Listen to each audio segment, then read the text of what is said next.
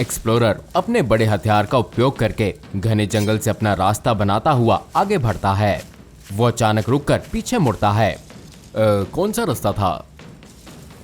उसका local guide जवाब देता है, लेकिन उसे अपनी रिसर्च असिस्टेंट को इसे ट्रांसलेट करने तक रुकना होगा। ये कहता है कि सीधा ही जाना है, 100 यार्ड्स ही रह गए हैं अब।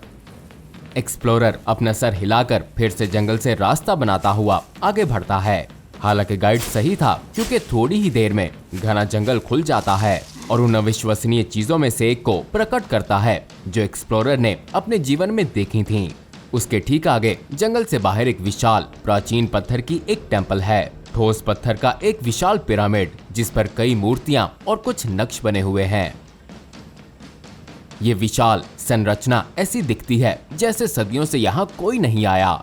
जहाँ प्रकृति ने इसको पुनः प्राप्त करने के लिए अनीय पौधों से इस पिरामिड को ढकने की पूरी कोशिश की है। टीम टेम्पल की ओर बढ़ती है, लेकिन अपने सामने एक स्टोन मॉन्यूमेंट के पास आकर रुक जाती है। एक्सप्लोरर अपनी उंगली से इसकी नक्श रेखाओं का पता लगाता है, जिससे धूल साफ हो जाती है और ये स्पष्ट हो जाता है। ये एक प्रकार का जीव प्रतीत होता है, लेकिन हाथों की बजाय बड़े और फैले हुए पंखों के साथ। शायद एक तरह का रिचुअलिस्टिक गर्भ, एक्सप्लोरर अपनी असिस्टेंट को कहता है। असिस्टेंट जल्दी से अपनी नोटबुक में लिखती है, हर चीज को डॉक्यूमेंट करने की कोशिश करते हुए। हाँ, ये निश्चित रूप से किसी प्रकार की एक प्रीस्ट लाइक फिगर है, शायद इस टेम्पल का लीडर। धन्यवाद तो उनका है जिनके साथ ये। एक्सप्लोरर की सोच उसके गाइड द्वारा इंटरप्ट हो जाती है, जिससे वो गुस्से से घूमता है। हाँ, क्या हुआ, क्या बात है? उसकी रिसर्च असिस्टेंट हमेशा की तरह इसे ट्रांसलेट करती है।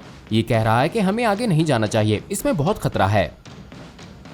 बकवास, एक्सप्लोरर जवाब देता है। हम इतनी दूर आए हैं और कौन जानता है कि इसमें कौन से शानदार खजाने हमारा इंतजार कर रहे हैं। ऐतिहासिक खजाने, मेरा मतलब आर्टिफैक्ट्स, ज्ञान का खजाना। बिल्कुल, अपने बॉस का अनुसरण करने से पहले वो कहती है, जो कि पिरामिड की ओर जा रहा है। गाइड उनके साथ नहीं जाता है, वो अपनी बात पर डटा हुआ है और जंगल के किनारे ही उनका इंतजार करेगा। वो दोनों एंट्रेंस से गुजरते हैं, जो एक लंबे अंधेरे हॉलवे में जाता है। अपने रास्ते को रोशन करने के लिए केवल मशालों के साथ ये देखना संभव है कि ये टेम्पल में कितनी गहराई तक जाता है। एक्सप्लोरर उन दीवारों की जांच करने के लिए रुकता है, जिन पर अब और अधिक नक्श बने हैं।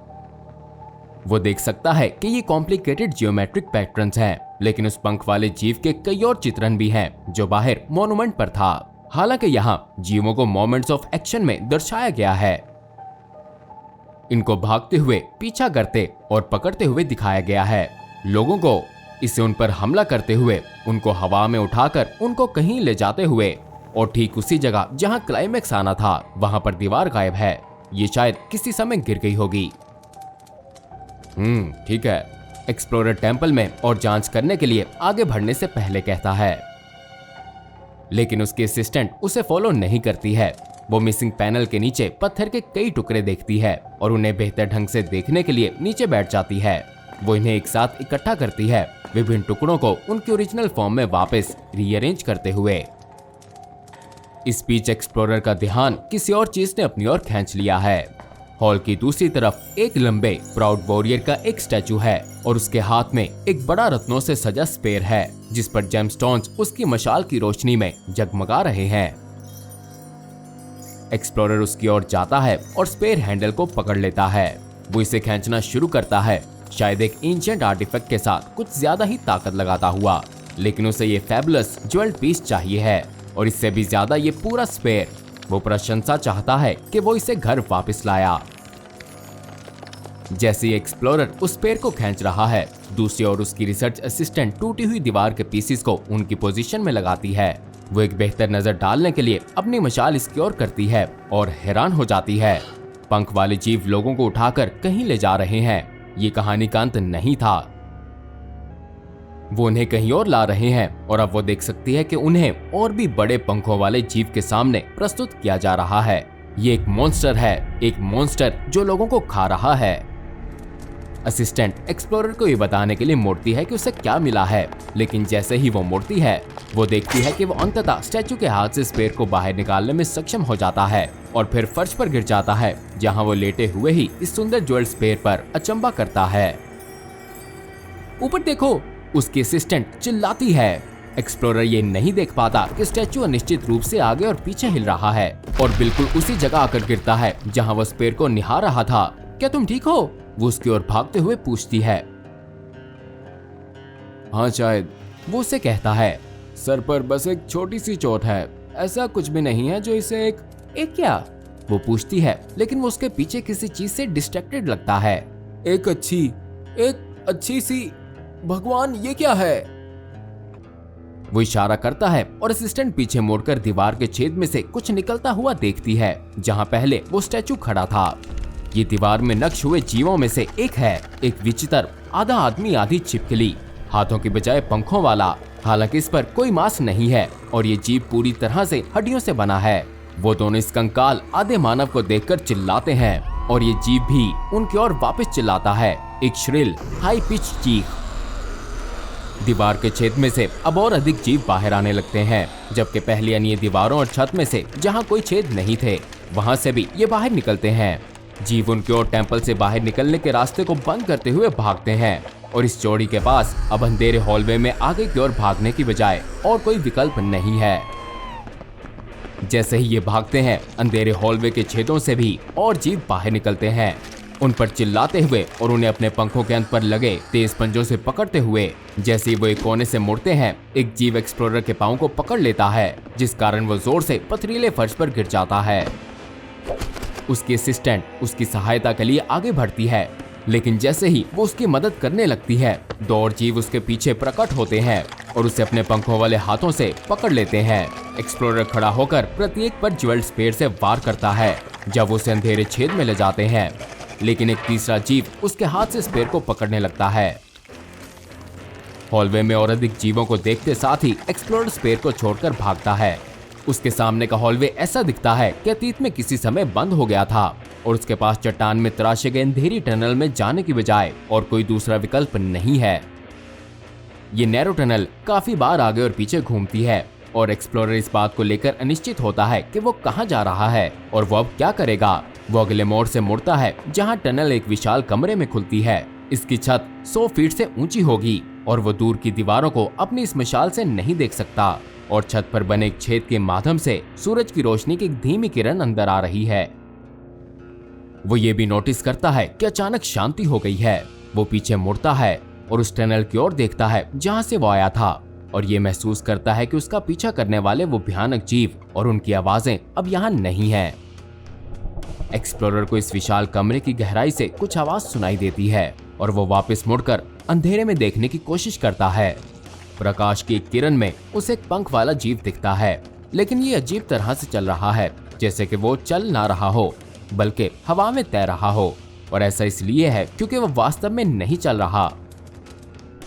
जैसे जैसे ये करीब आता है, एक्सप्लोरर देख सकता है कि वो पंखों वाला जीव एक विशाल मॉन्स्टरस मुंह के दांतों में फंस गया है। विशाल पंखों वाला जीव अंधेरे से प्रकाश की किरण में आता है, अपने विशाल सर को पीछे की ओर हिलाता हुआ अपने दांतों में फंसे उस जीव का उपभोग करने के लिए, जिसकी हड्डियां इसके मुंह में ऊंची आवाज के साथ टूट जाती हैं। अब रोशनी में एक्सप्लोरर इस मॉन्स्टर को देख सकता है जो कम से कम सैकड़ों फीट लंबा होगा और ये किसी प्रकार की विशाल उड़ने वाली छिपकली दिखती है। यह कम से कम किसी समय में हुआ करती थी, क्योंकि अब इसके अधिकांश शरीर में हड्डियां ही रह गई हैं। मांस के थोड़े से टुकड़े इसके शरीर पर दिखते हैं। मॉन्स्टर अपना मुंह खोलता है और एक्सप्लोरर पर चिल्लाता है। इसकी गंदी सांसों की स्मेल एक्सप्लोरर के चेहरे पर लगती है। एक्सप्लोरर भागने की कोशिश करता है, लेकिन मॉन्स्टर अपने एक पंख, जिस पर अब भी कुछ त्वचा और मांस लगा है, उससे एक्सप्लोरर को फर्श पर पटक देता है। एक्सप्लोरर एक विशाल कांटेदार पंजे के साथ फर्श पर है और तब जीव अपना मुंह खोलता है, फिर से दौड़ता हुआ, जिसके बाद वो अपना सर नीचे लाकर इसे खाने लगता है। एक्सप्लोरर अपनी आंखें बंद करके अपने आप को इस मॉन्स्टर द्वारा जिंदा खाए जाने के लिए तैयार करता है, जब अचानक जीव एक भयानक चीख मारता है। वो अपनी आंखें खोलकर देखता है कि वही ज्वेल्ड स्पेयर इस जीव के पांव पर, जहां मांस है, उसमें घुसा हुआ है और इसे पकड़ने वाली उसकी असिस्टेंट है। उसकी हालत काफी खराब दिखती है, लेकिन वो जीवित है। वो उसकी मदद के लिए हाथ आगे बढ़ाती है। उन दोनों को यहाँ से निकलने की जरूरत है, लेकिन पहले एक्सप्लोरर मॉन्स्टर के पंजे में से स्पेयर को निकालता है वो दोनों भागना शुरू करते हैं, मॉन्स्टर से बचने के लिए सब कुछ करते हुए, क्योंकि वो उन पर अपने पंजों से हमला कर रहा है। वो विशाल कमरे के दूसरे छोर पर एक रोशन छेद देखते हैं और बिना किसी और विकल्प के इसकी ओर भागते हैं। जैसे ही वो करीब आते हैं, वो पाते हैं कि उन्हें यही चाहिए थी, डे लाइट, बाहर निकलने की जगह। वो दोनों इस छेद से बाहर निकलते हैं और किनारे पर रुक जाते हैं। दूसरी ओर टेंपल से निकलने वाली ये टनल हवा के बजाय किसी और दिशा में नहीं खुलती है और इसके कई 100 फुट नीचे जंगल है। वो पीछे मुड़ते हैं और मॉन्स्टर को अब भी उनकी ओर भागता हुआ पाते हैं और बिना सोचे वो दोनों कूद जाते हैं और उसी क्षण में जीव अपना हड्डी वाला मुंह उस छेद से बाहर निकालता है जहां वो खड़े थे। ये इतना बड़ा नहीं है और इसमें केवल इस जीव का मुंह ही आ सकता है, जो इस दरवाजे से बाहर चीखता है और वो दोनों जमीन पर गिरने से पहले हवा में जाते हैं। असिस्टेंट अपनी आंखें धीरे से खोलती है और देखती है कि ये उनका गाइड है। उसने इसका सर पकड़ा हुआ है और वो पूछ रहा है कि क्या तुम ठीक हो। वो बैठती है, उसका सर घूम रहा है और गिरने के कारण उसे कुछ चोटें भी आई हैं। वो गाइड से पूछती है कि एक्सप्लोरर कहाँ है, क्या वो ठीक है। गाइड अपनी आंखें नीचे करके कोई जवाब नहीं देता है। वो बिना देखते हुए दूसरी ओर इशारा करता है और असिस्टेंट देखती है कि एक्सप्लोरर कुछ फीट दूर जमीन पर लेटा हुआ है और उसके शरीर पर वही ज्वेल स्पेयर घुसा हुआ है। इतिहास देवताओं, राक्षसों और इन सभी के बीच कई कहानियों और लोक कथाओं से भरा है, लेकिन ये सभी केवल कहानियां नहीं है और वास्तविकता कभी कभी इससे भी अधिक भयानक होती है जिसकी हम कल्पना करते हैं। और ठीक ऐसा ही है जब SCP-4959 की बात आती है, जिसे टियोटिहुआकन टेरोडैक्टिल के नाम से भी जाना जाता है। SCP-4959 एक विशाल जीव है जो एक टेरासोर जैसा दिखता है, जो मेसोजोइक ईरा में उड़ने वाले रेप्टाइल्स होते थे, जबकि टेरासोर्स लाखों वर्षों से विलुप्त हैं। SCP-4959 अब भी जीवित है, या कम से कम इसे जीवित रखा गया है। ये विशाल अनोमली, जिसके पंख लगभग 50 मीटर तक फैले हैं, डिकम्पोजिशन की एक जीवित अवस्था में है। इसका लगभग 70% मांस या तो सड़ गया है या अन्यथा गिर गया है, जिसे त्वचा के छोटे छोटे पैचेस या सड़ने वाले टिश्यूज इसकी हड्डियों से चिपके हुए हैं। मांस जो अभी भी मौजूद है वो डिकम्पोज होने का संकेत नहीं दिखाता है, जैसे कि स्थायी रूप से इस एडवांस टीके की स्पेसिफिक स्टेज पर परमानेंटली लॉक हो गया है। 4959 के मांस के टेस्ट में कोई स्पष्ट एब्नॉर्मेलिटी नहीं दिखी है, केवल इसके कि इसमें इरिडियम की कंसंट्रेशन थोड़ी अधिक पाई गई है। इसकी आंखें मौजूद नहीं हैं, लेकिन आई सॉकेट्स किसी तरह ब्राइट ग्रीन लाइट से चमकते हैं, हालांकि इस चमक का स्रोत अज्ञात है। गुस्से होने पर जीव अपने पंखों, खोपड़ी और गर्दन से मल्टी कलर्ड फायर भी उत्सर्जित करता है। SCP-4959 को मेक्सिको के टियोटिहुआकन में temple of the feathered serpent के अंदर एक विशाल चैम्बर में खोजा गया था। कई टनल्स इस चैम्बर से जुड़ती हैं और ये सभी खाली प्रतीत होती हैं। टेंपल के कई ट्विस्टिंग रास्तों में ऐसी एंटिटीज हैं जिन्हें SCP-4959-A नामित किया गया है। ये ह्यूमैनॉइड आकार के जीव हैं जो विभिन्न मानव और टेरासोर हड्डियों से निर्मित प्रतीत होते हैं और एक नया जीव इन दोनों के अमेलगमेशन से बनता है। हड्डियां एक सेंट्रल पत्थर जैसे दिल से जुड़ी होती हैं, लेकिन यह ज्ञात है कि यदि ये दिल पत्थर से ही बना है या फिर ये किसी समय एक असली दिल था जो ओसिफिकेशन के प्रोसेस द्वारा पत्थर में बदल गया, और ना ही ये पूरी तरह से समझ आ पाया है कि हड्डियां इससे कैसे जुड़ी हैं या एक साथ कैसे रहती हैं। 4959-A एंटिटीज में उनके शरीर में कई अलग अलग अडोरमेंट्स होते हैं, जिनमें सड़े हुए कपड़े, पंख और प्रेशियस स्टोन्स शामिल हो सकते हैं, जो कई सदियों पहले इस क्षेत्र में रहने वाले स्वदेशी लोगों द्वारा पहने जाते थे। SCP-4959 मांसाहारी है, लेकिन यह भी पता नहीं चल सका कि इससे इसकी आवश्यकता होती है या ये बस खाना चाहता है। खाना लाने के लिए SCP-4959-A एंटिटीज का उपयोग किया जाता है, क्योंकि 4959 जीव अपने चैम्बर को छोड़कर टेंपल में किसी और जगह जाने के लिए बहुत बड़ा है। हॉलवेज और पैसेजेस जो मूल रूप से टेंपल को SCP-4959 के चैम्बर से जोड़ते थे, वो सभी कोलैप्स हो गए और अब इसकी ओर जाने वाली एक माता टनल को 4959-A एंटिटीज द्वारा खोदा गया था। वो इन टनल्स में खोज करते हैं, अक्सर रात में, और छोटे जानवरों जैसे पक्षियों या छिपकलियों को तलाश करते हैं, लेकिन कभी कभी एक बड़े जानवर को या यहाँ तक कि इंसानों को भी ढूंढ लेते हैं जो इसके अंदर आ जाते हैं। फिर ये अपने जीवित शिकार को विशाल टेरासोर के पास ले जाएंगे, उसे खाने और बलिदान दोनों के रूप में पेश करते हुए। SCP-4959 तब शिकार को पूरा खाने के लिए आगे बढ़ेगा और कभी कभी 4959A एंटिटीज का भी उपभोग करता है। टेम्पल कई नक्शों और म्यूरल से ढका हुआ है जो SCP-4959 की उत्पत्ति के बारे में कई संकेत देती हैं। हालांकि ये अज्ञात है कि ये यहाँ कैसे पहुँचा। ऐसा प्रतीत होता है कि स्थानीय लोगों ने जीव को इसके चैम्बर के भीतर खोजा और इसे अपने फेदर्ड सर्पेंट देवता या किसी अन्य अज्ञात देवता के रूप में मानने लगे। इस साइट पर एक टेम्पल का निर्माण किया गया और फिर उन्होंने जल्द ही इसमें रहने वाले देवता को बलिदान देना शुरू कर दिया, जिसमें छोटे जानवर होते थे, लेकिन फिर महत्वपूर्ण पवित्र दिनों में इंसानों का भी बलिदान दिया जाने लगा। म्यूरल्स में और भी कुछ दिखाया गया है जो बहुत महत्वपूर्ण प्रतीत होता है। ऐसा लगता है कि SCP-4959 में एक प्रकार का दिल था जिसे एक बड़े जेमस्टोन के रूप में दर्शाया गया है और खून की तरह लाल और चढ़ते सूरज की तरह उज्जवल के रूप में वर्णित किया गया है। ये जेमस्टोन पहले टेम्पल के शिखर पर रखा गया था और अब इसका वर्तमान स्थान अज्ञात है। SCP फाउंडेशन हिस्टोरियंस द्वारा साइट की इंटेंस स्टडी के बाद एक नैरेटिव को एक साथ जोड़ा गया जिसमें कम से कम यहाँ क्या हुआ था इसके बारे में पता चल सकता था।